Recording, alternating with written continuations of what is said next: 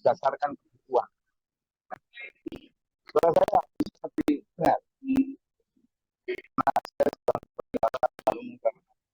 semua. Suara saya bisa dengar? Halo?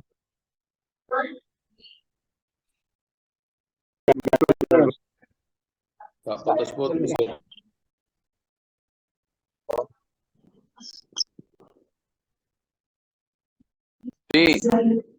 Ini sudah dengar ya? Oke, alhamdulillah. Waktu dan kami turunkan secara berturut-turut, kami tindak lanjuti, kami teruskan. Setelah itu kemudian ada apa? Wakofaina. Kita lanjutkan setelah Taurat itu, ya, itu ada kemudian mengutus Isa putra Maryam, membenarkan apa yang ada pada Taurat, ya, musaddiqan lima baina yadayhi minat Taurat. Wa atainahul Injil fihi hudan wa nurun. Dan kami berikan kepada Isa itu Injil. Ya. Injil ada hudan, petunjuk, wa nurun dan cahaya. Musaddiqan lima baina yadayhi minat Taurat wa hudan wa mau'izatan lil muttaqin. Tapi meskipun sudah membenarkan Taurat yang ada sebelumnya dan jelas petunjuknya jelas, tapi itu hanya bisa jadi pelajaran untuk orang-orang yang bertakwa. Nah, yang bertakwa di sini maksudnya orang yang punya jatah itu. Makanya hidayah itu tidak mudah. Hidayah itu benar-benar sebuah karunia yang sangat besar. Lalu perintah Allah juga, makanya tetap waliyahkum ahlul Injil. Setelah itu, Sai Muhammad, mereka itu sudah diperintahkan. Kamu wahai pengikut Injil, memutuskan perkara menurut apa yang diturunkan Allah di dalamnya pada masanya. Pada masanya ini ya, masa Nabi Isa, orang-orang pengikut Injil, orang-orang Nasrani juga diperintahkan kamu putuskanlah hukum menurut Injil, jangan menurut Taurat lagi. Taurat benar memang, tapi pada masanya. Satu, kalaupun tetap dengan Taurat, ada beberapa perubahan dan tambahan yang dilakukan oleh mereka. Sehingga kalau pakai Taurat lagi, ya nggak benar sudah, gitu loh. Sudah nggak benar. Kenapa? Karena sekarang hukumnya Allah ya yang Injil gitu. Karena kalau kamu pakai Taurat, maka kamu akan kembali tersesat. Kenapa? Karena Taurat yang asli sudah dirubah, ditambah, dikurangi. Yang pertama. Dan kalaupun kamu pakai Taurat yang asli, ya kurang benar juga. Kenapa? Karena Taurat ada masanya, benar pada masa Nabi Musa. Tapi untuk masanya Nabi Isa, Allah memberikan penyempurnaan lagi gitu loh. Apa yang dulu mungkin belum, kalau ditambahkan oleh Allah.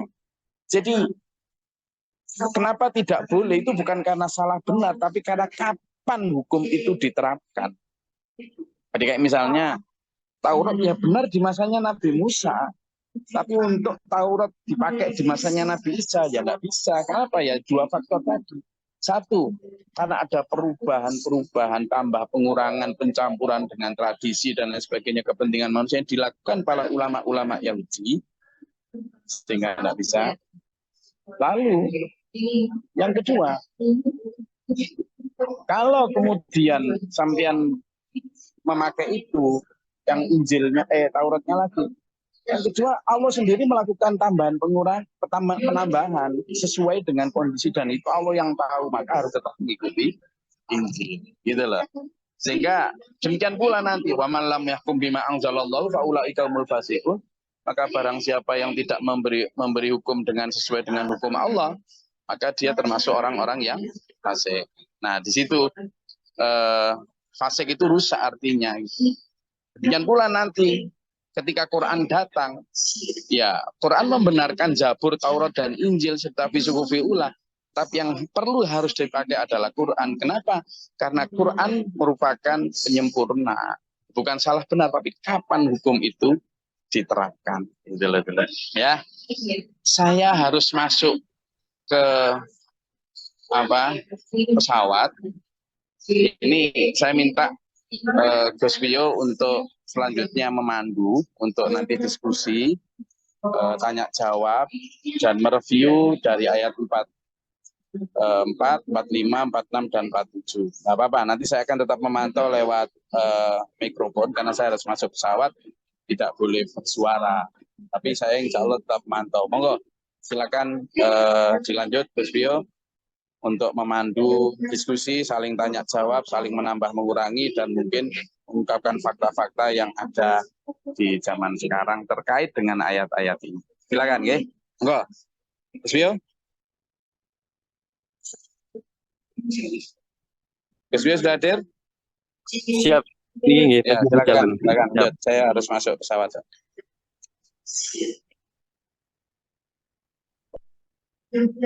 Terima kasih atas waktunya, izin mereview apa yang sudah disampaikan sekilas oleh beliau Gus Gori.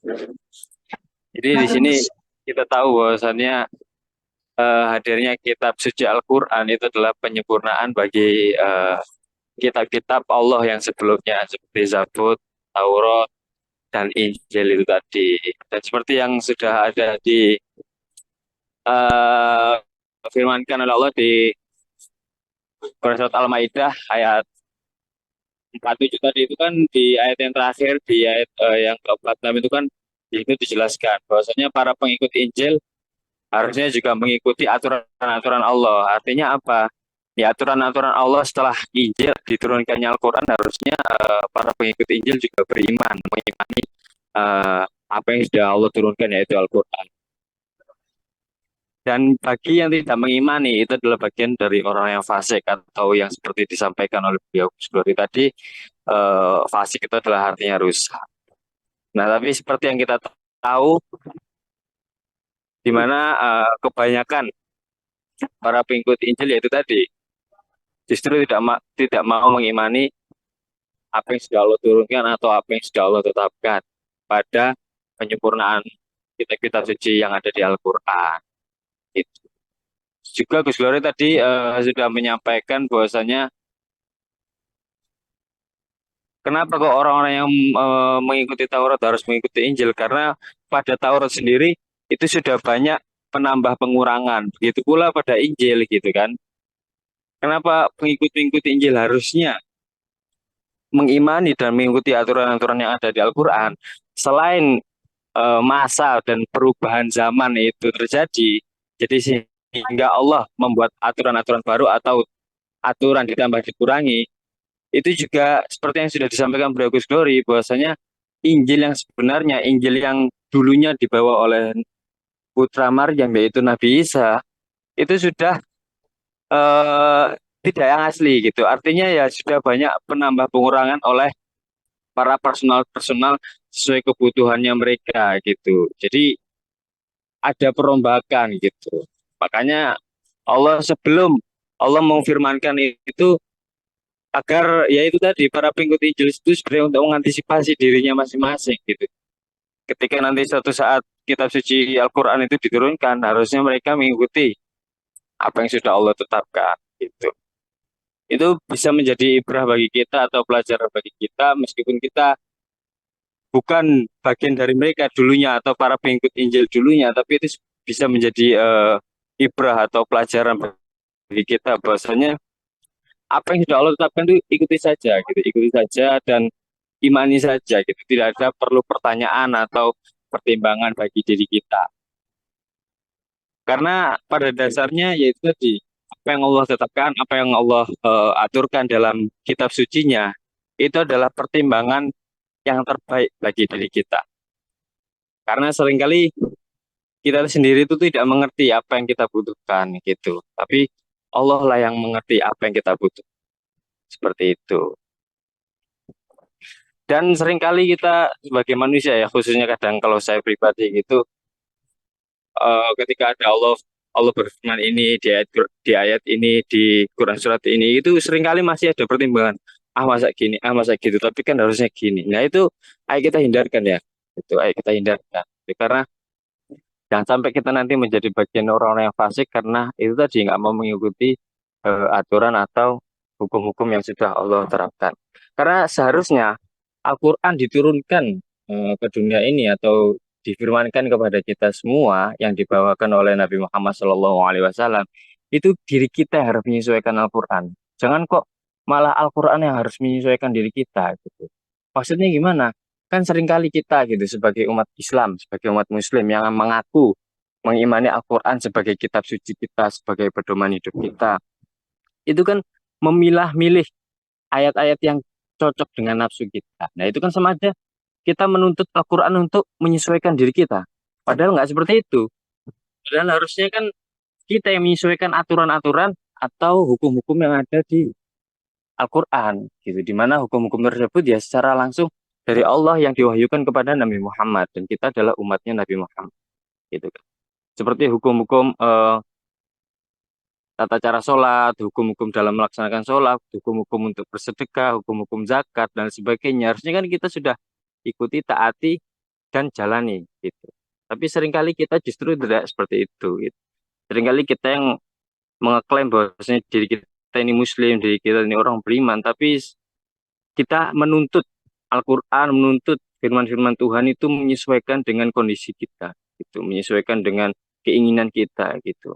Jadi semisal hukum-hukum Islam, hukum-hukum Allah, firman-firman Allah itu ada A sampai Z. Seringkali kan kita nggak mengambil semuanya, tapi kita, aku cuma pengen hukum-hukum yang A saja yang aku jalani, yang lainnya aku tinggalkan. Aku pengen B sampai D saja yang aku jalani, yang lainnya aku tinggalkan. Nah, itu ayo mulai sekarang saya mengajak diri saya pribadi dan eh, jamaah sekalian untuk merubah diri kita, gitu kan, merubah diri kita dari yang awalnya itu menuntut Al-Quran untuk menyesuaikan nafsu kita, di mana kita memilah-milih apa yang kita inginkan, dan yang kita tidak inginkan kita tidak mengambil hukum tersebut, menjadi diri pribadi yang itu tadi, Islamnya kafah gitu, masuk Islam secara kafah.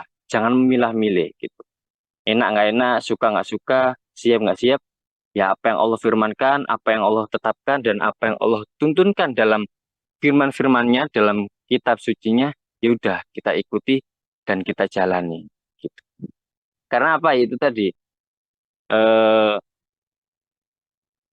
dalam Quran surat, makanya dalam Quran surat Al-Ankabut ayat 2 itu kan dijelaskan bahwasanya apakah kamu mengira bahwa kamu akan masuk surga begitu saja sedangkan kita belum diuji. Nah, ujian bagi umat muslim itu tadi ketika menjalankan perintah-perintah Allah, hukum-hukum Allah, kadang-kala kita berat, ya itu ujian kita. Gitu. Kadang-kala kita ngerasa menderita dan sebagainya, ya itu ujian kita. Gitu. Dan itu kita harus jalani dengan segenap jiwa, dengan siap sedia, yang gembira dan ikhlas sukarela. Gitu. Jadi tidak hanya menjadi akon-akon di bibir saja kita orang beriman, kita orang muslim, tapi kita benar-benar mengimplementasikan ke dalam kehidupan kita sehari-hari. Dengan cara apa? Itu tadi. Ayo sesuaikan diri kita dengan tuntunan dan hukum-hukum Allah yang ada di Al-Quran. Jangan tuntut Al-Quran untuk menyesuaikan nafsu kita atau kita mengambil hukum-hukum Allah yang kita cocok dan meninggalkan hukum-hukum Allah atau aturan-aturan Allah yang kita tidak cocok. Seperti itu. Bisa difahami nggih?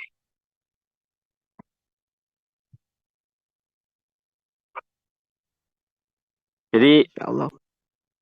itu review yang bisa saya tangkap dari apa yang disampaikan oleh beliau Gus Glory. Daripada dasarnya itu tadi runtunan penjelasan runtunan dari turunnya kitab suci Allah, dari mulai pertama Zabur, Taurat, Injil, dan Al-Quran, dan di mana para pengikut kitab tersebut harusnya benar-benar mengikuti apa yang Allah turunkan gitu. Dulu Zabur, terus ke Taurat, habis gitu ke Injil, terus dan sekarang penyempurnaan kitab suci ada di Al-Quran. Harusnya kalau memang orang-orang tersebut benar-benar mengimani apa yang difirmankan dalam kitab-kitab tersebut, harusnya ya berakhir pada iman kepada Al-Quran ini tadi. Tapi kita tidak fokus pada para pengikut-pengikut Injil, Taurat, dan Zabur, tapi kita ayo coba fokus kepada diri kita sendiri. Dimana yang sekarang kita sudah mengimani Al-Quran saja, tapi seringkali kita tidak benar-benar mengimani gitu. Kita hanya percaya di bibir saja. Dalam penerapannya kita seringkali tidak percaya. Mengapa demikian? Itu tadi dalam keseharian kita masih sering tidak menerapkan apa yang sudah difirmankan dalam Al-Quran. Dan kita hanya mengambil sebagian yang kita inginkan dan meninggalkan sebagian yang kita tidak inginkan. Mungkin cukup itu review dari saya. Barangkali ada tambahan atau pertanyaan dari para jamaah, monggo.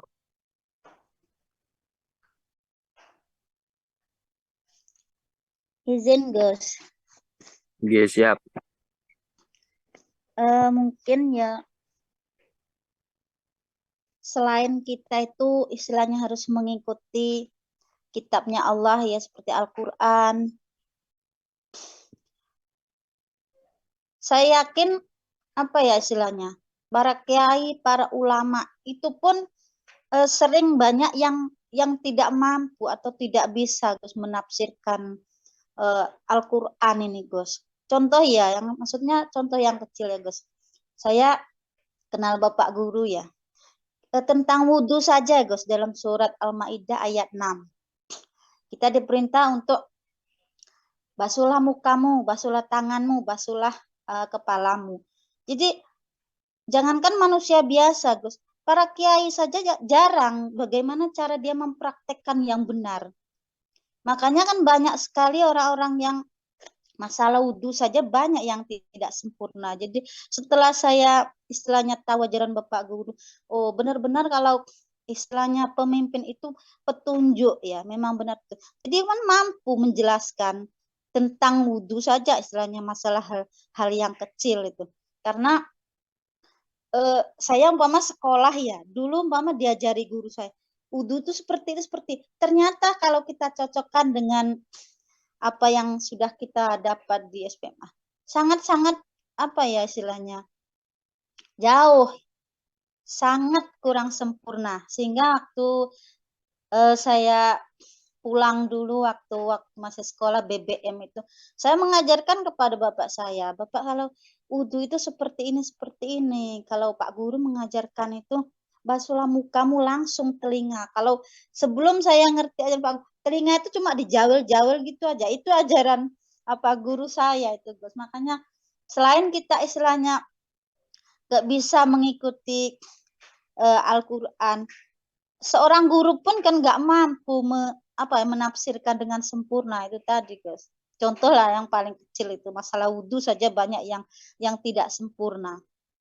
Kalau wudhu kan yang sempurna kita kan yang wajibnya kan basuh muka langsung telinga. Maksudnya tidak ada telinga itu yang dijawil-jawil terus sama batuknya itu cuma ditatapkan sedikit-sedikit, enggak kan harusnya sempurna. Makanya saya berpikir bagaimana istilahnya kita itu mau menerapkan ya, walaupun itu hal yang paling yang menjelaskan aja dia tidak bisa sempurna itu Gus yang saya apa istilahnya ambil pelajaran dari Al-Quran ini. Itu aja Gus. Oke, terima kasih sudah merespon dan menanggapi apa yang sudah disampaikan.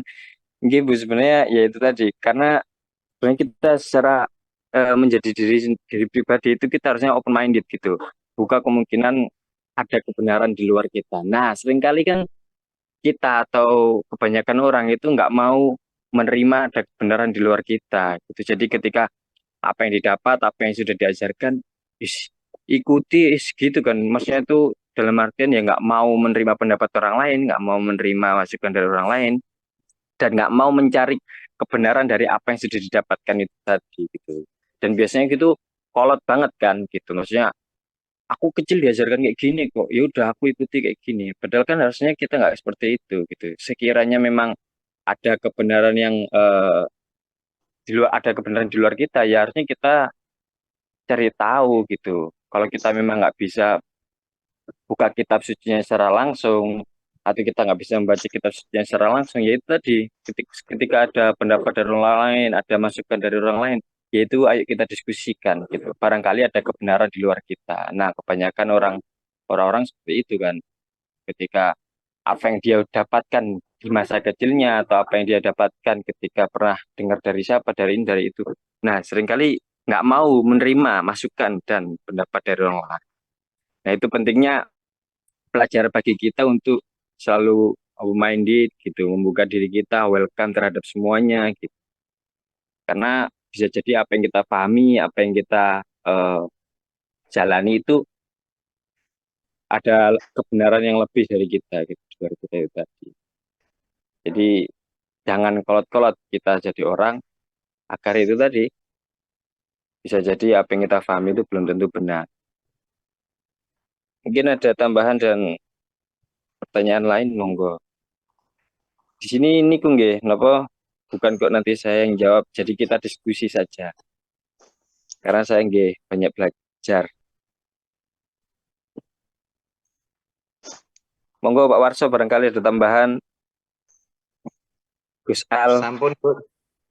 Sampun, monggo.